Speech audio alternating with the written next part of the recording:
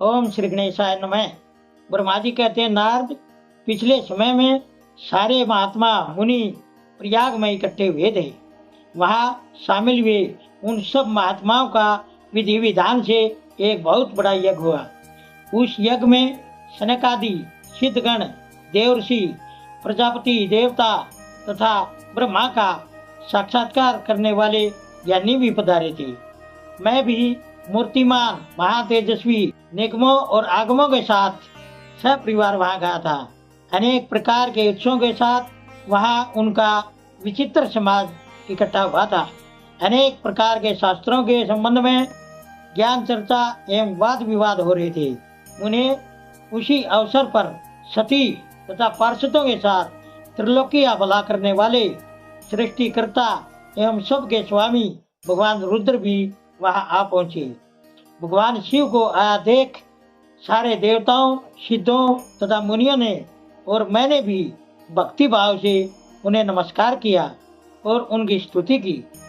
फिर शिव की आज्ञा पाकर सब लोग खुशी खुशी अपने स्थान पर बैठ गए। भगवान का दर्शन पाकर सब लोग खुश थे और अपने सौभाग्य की सराहना करते थे। इसी बीच में प्रजापतियों के विपति प्रभु दक्ष, जो बड़े तेजस्वी थे, अचानक घूमते हुए खुशी खुशी वहां आ गए। वे मुझे प्रणाम करके मेरी आज्ञा ले वहां बैठे। दक्ष उन दिनों सारे ब्रह्मांड के राजा बनाए गए थे, अतः सबके द्वारा सम्माननीय थे। परंतु अपने इस गौरवपूर्ण पद को लेकर उनके मन में बड़ा घमंड था, क्योंकि वे तत्व ज्ञान से शून्य थे। उस समय सारे देवर्षियों ने नतमस्तक हो स्तुति और प्रणाम के द्वारा दोनों हाथ जोड़कर उत्तम तेजस्वी दक्ष का आदर सत्कार किया। परंतु जो अनेक प्रकार के लीला करने वाले सबके स्वामी परमेश्वर हैं, उन महेश्वर ने उस समय दक्ष को मस्तक नहीं झुका। वे अपने आसन पर बैठे ही रहे, खड़े होकर दक्ष का स्वागत नहीं किया। महादेव जी को वहां मस्तक झुकाते न देख मेरे पुत्र प्रजापति दक्ष मन ही मन दुखी हो गए। उन्हें रुद्र पर अचानक क्रोध हो गया। वे ज्ञान शून्य तथा महान अहंकारी होने के कारण महाप्रभु रुद्र को क्रूर दृष्टि से देखकर सबको सुनाते हुए ऊंची आवाज में कहने लगे।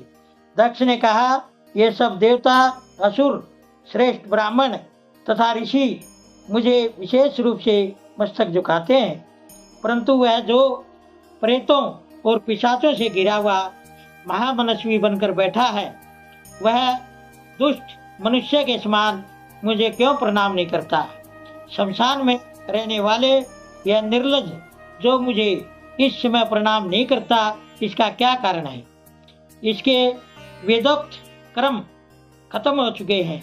यह भूतों और पिशाचों से सेवित हो मतवाला बना फिरता है और शास्त्रीय विधि की अवहेलना करके नीति मार्ग को सदा कलंकित करता है।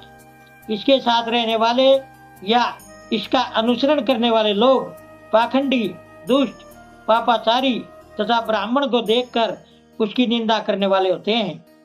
यह अपने आप ही स्त्री में आसक्त रहने वाला तथा रति क्रम में ही दक्ष है, अतः मैं इसे शाप देने को उद्यत हुआ हूँ। यह रुद्र चारों वर्णों से अलग और कुरूप है, इसे यज्ञ से बहिष्कृत कर दिया जाए। यह शमशान में निवास करने वाला तथा उत्तम कुल और जन्म से हीन है, इसलिए देवताओं के साथ यह यज्ञ में भाग नहीं लेने पाए। ब्रह्मा जी कहते, नारद, दक्ष की कही हुई यह बात सुनकर भृगु आदि बहुत से महर्षि रुद्रदेव को दुष्ट मानकर देवताओं के साथ उनकी बुराई करने लगे। दक्ष की बात सुनकर नंदी को बड़ा क्रोध हुआ। उनके आंखें चंचल हो उठी और वे दक्ष को शाप देने के विचार से तुरंत इस प्रकार बोले। नंदी ने कहा, अरे रे महामूढ़, दुष्ट बुद्धि दक्ष, तूने मेरे स्वामी महेश्वर को यज्ञ से बहिष्कृत क्यों कर दिया? जिनके स्मरण मात्र से यज्ञ सफल और तीर्थ पवित्र हो जाते हैं, उन्हीं महादेव को तूने शाप कैसे दे दिया? दुर्बुद्धि दक्ष, तूने व्यर्थ ही शाप दे डाला है। महाप्रभु रुद्र हमेशा निर्दोष है, तूने व्यर्थ ही उनका मजाक किया है। जिन्होंने इस जगत की सृष्टि की, जो इसका पालन करते हैं और अंत में जिनके द्वारा इसका संहार होगा, उन्हीं इन महेश्वर रूप को तूने श्राप कैसे दे दिया। नंदी के इस प्रकार फटकारने पर प्रजापति दक्ष क्रोध से आग बबूला हो गई और उन्हें शाप देते हुए बोले, अरे रुद्रगणों, तुम सब लोग वेद से बहिष्कृत हो जाओ, वैदिक मार्ग से भ्रष्ट तथा महर्षियों द्वारा छोड़ देने जाने पर पाखंडवाद में लग जाओ और शिष्टाचार से दूर रहो। सिर पर जटा और शरीर में भस्म एवं हड्डियों के आभूषण धारण करके मद्यपान में आसक्त रहो।